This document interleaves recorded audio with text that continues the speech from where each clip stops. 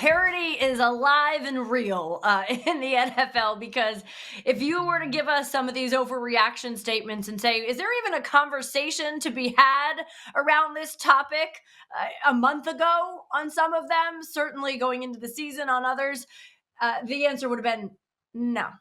No way, no how. Yeah. But this is where we are sitting here in early December. Okay, so let's kick it off with this one.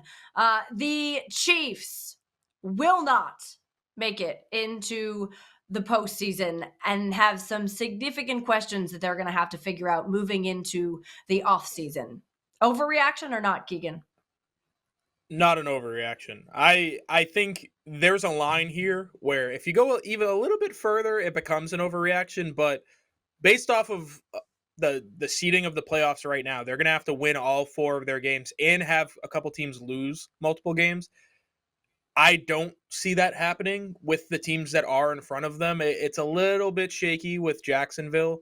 If Houston comes roaring in there and Jacksonville loses a couple games, you could start thinking about maybe they can be that 7 seed. But it's just like I don't expect them to win all 4 of their remaining games. So that takes them Yeah. kind of out of consideration right there. So not an overreaction. The conversations that need to be had are pretty simple. Like the answers are simple. It's just going to hurt a little bit because of who they're surrounding. Like Travis Kelce is not valuable to that team anymore. So you need to move on. And whether he's ready to do that or not, obviously he's a free agent. So they're going to have to just say, like, we're done. And do you want to retire? Do you want to try one more year out with somebody else? That's on you. So it's a difficult conversation. It's one that the Patriots had for a very long time. Famously, Bill Belichick was always a year early rather than a year late. He did it with Richard Seymour. He did it with Lawyer Malloy. He did it with Vince Wilfork. Yep. All guys who had great years with their second teams, but they eventually just ended up being better off for it. They made changes. They brought guys in to replace those players that were just better for the team. I think the Chiefs weren't able to do that with Kelce. He was still valuable throughout the end of last year. It just fell off a cliff this year. So that's the hard conversation they're going to have, like you mentioned. But it's not so much a hard conclusion to come to. I think it's pretty obvious for them. And once they're able to get him out, they're able to trim some of the fat with some of the guys. Like the defense is still talented. The offensive line, they just need to get healthy, and they need to bring in a guy who can really just stick in there at left tackle, whether that's Josh Simmons or not. I don't know. I think he's talented enough to do it, but all the injury stuff, the behind the scenes stuff that no one really knows about, those are big question marks. And those are the questions that need to be answered. But the coach is still there for a few more years, I would imagine. The quarterback is obviously still the quarterback.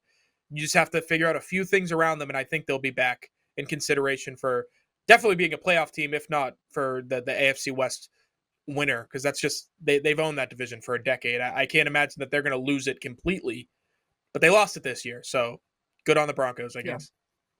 Yeah. I mean, look, we all said when we saw Sean Payton join that division, when we saw Jim Harbaugh join that division with the success that he's had in the league.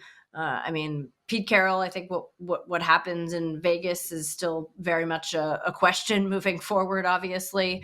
But we all said it was going to get harder for the Chiefs. And this year has certainly proven that to be a reality. The Patriots are the best team in the AFC. So the competition is really not there for them. Overreaction or not? Overreaction.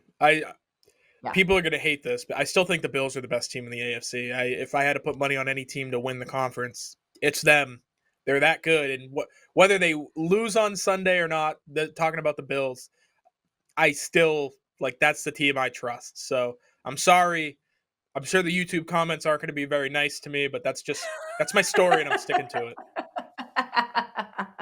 There's plenty of competition. I mean, go look at the Houston Texans. My goodness. Look at how they get after a quarterback and look out. I mean, seriously, we always hear defense wins championships. That could fuel Houston. They're sitting there in the 7th seed right now. Like, what does it all look like when it's all said and done? We don't know, but I know I don't want to face them. I mean, they're just another example of that. So yeah, let's work our way through some of these. Drake Maye, best quarterback right now. We just both said we think he's the MVP.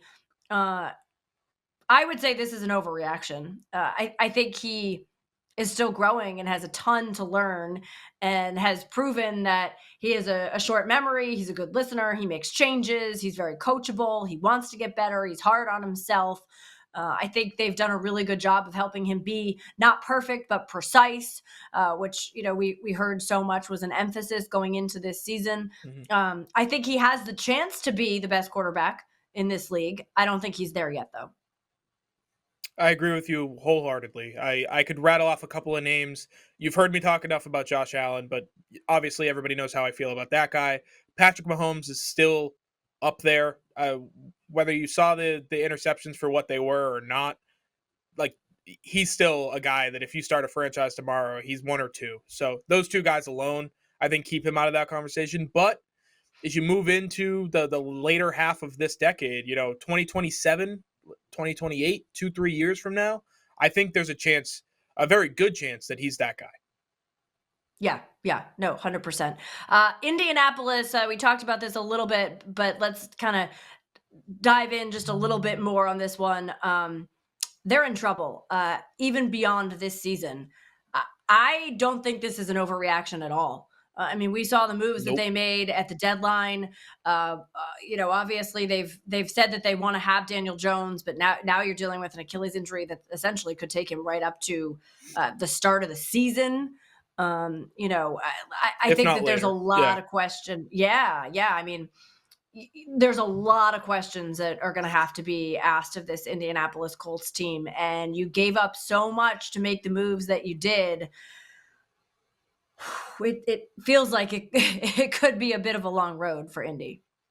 Yeah, I don't like using too much hyperbole. I think it takes away from the seriousness of kind of the conversations we have, but they're dead. Like the Colts are dead. They are kind of screwed. Like I look at that roster and I look at the fact that they gave up 2 future first round picks, and it's like, all right, so you don't really know what you're doing at quarterback next season, and you don't know what Daniel Jones is going to be once he comes back from that Achilles injury. You've got the running back, you've got decent wide receivers, you've got a good offensive line. All right, so your offense, you just need to find the quarterback. Defensively, your secondary isn't all that great, and you gave up 2 future first round picks for the guy who was supposed to fix it. Your linebacking core is getting older. Your defensive line is decent, but they're either way too old or way too young. There's really no middle ground. So you really want to hope that those younger guys develop into something better.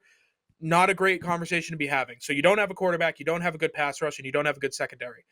You can't win football games without that. And we started to see that over the last month. They really kind of fell off a cliff, and I think they're going to keep falling for a little bit before they get back up and get back on the right track. Yeah, and by the way, in there, you listed everything on the offensive side that they do have, but they just have to figure out the quarterback. Go talk to a couple teams around the league about how hard Right. it is to go find that quarterback. It That's is a lot 80% of the easier NFL. said Yeah. than done. Exactly.